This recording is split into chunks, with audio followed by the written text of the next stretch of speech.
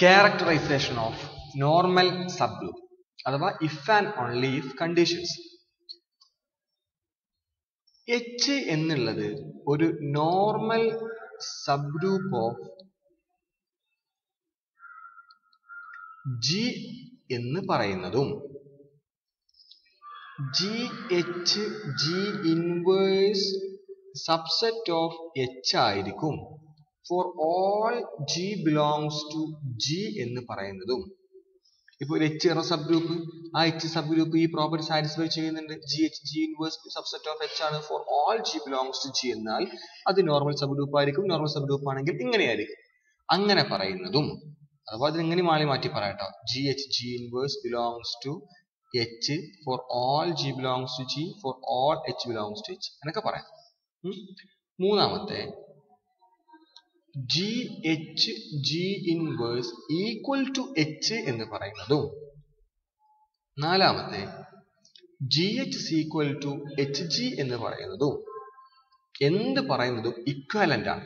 ഇങ്ങനെ പറഞ്ഞാൽ ഇങ്ങനെ ആവും, ഇങ്ങനെ പറഞ്ഞാൽ ഇതാണ്, ഇത് പറഞ്ഞാൽ ഇതാണ്, ഇത് പറഞ്ഞാൽ ഇതാണ്, ഇത് ഇംപ്ലൈസ് ഇതാണ്, ഇത് ഇംപ്ലൈസ് ഇതാണ്, ഒക്കെ അങ്ങോട്ടും ഇങ്ങോട്ടൊക്കെ പരസ്പരം ഇക്വാലന്റ് ആണ്. ഓക്കെ, അപ്പൊ ഇനി ഇവിടെ അങ്ങോട്ട് ഇങ്ങനെ ഒരു കണ്ടീഷൻ കണ്ടാൽ എന്ത് മനസ്സിലാക്കണം? therefore H is a normal subgroup of G എന്ന് മനസ്സിലാക്കണം. നിങ്ങൾ ഡിഗ്രി ക്ലാസ്സിൽ പഠിച്ചത് തന്നെയാണ്. ഒരു പ്രോബ്ലം നോക്കൂ. G ഒരു ഗ്രൂപ്പ്, ഈ ഗ്രൂപ്പിൽ n എലമെന്റ് ഉണ്ട്. Order of G is equal to n. H അതിന്റെ ഒരു subgroup. H is a subgroup of G. Order of H n/2 ആണ്. എനിക്ക് എന്താണ് കാണിക്കേണ്ടത് അറിയോ? അങ്ങനെയാണെങ്കിൽ H ഒരു നോർമൽ സബ്ഗ്രൂപ്പ് ഓഫ് G ആണെന്ന് കാണിക്കണം.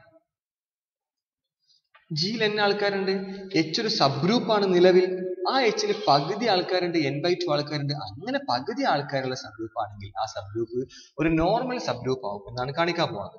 അപ്പൊ G ഒരു ഗ്രൂപ്പ്, H അതിന്റെ സബ്ഗ്രൂപ്പ്.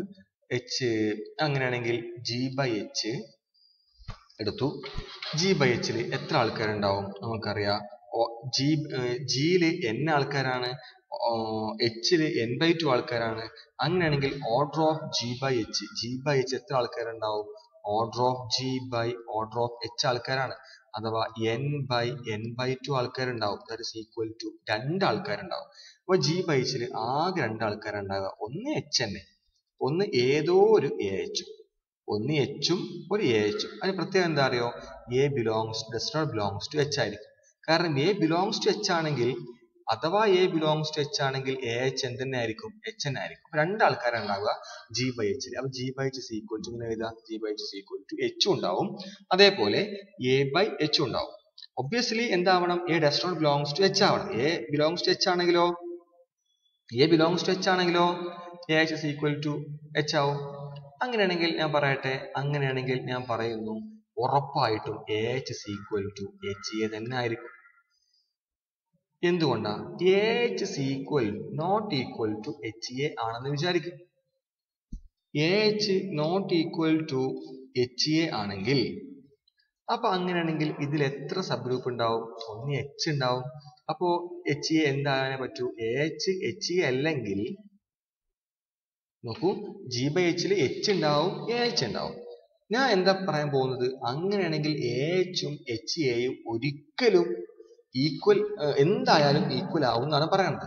അഥവാ ഈക്വൽ ആയിട്ടില്ലെങ്കിൽ, AH not equal to HA ആണെങ്കിൽ AH ഉം ഒരു സബ്ഗ്രൂപ്പ് ആണ്, ഒരു കോസെറ്റ് ആണ്, HAയും ഒരു കോസെറ്റ് ആണ്, H ഉം ഒരു കോസെറ്റ് ആണെന്ന് കിട്ടൂലേ? അപ്പൊ അവിടെ അപ്പോ HA ഉറപ്പായിട്ടും H അല്ലല്ലോ. HA ഒരിക്കലും എന്താവൂല? H ആവൂല. കാരണം A എവിടെ ഉണ്ടാവൂല? Hലില്ല.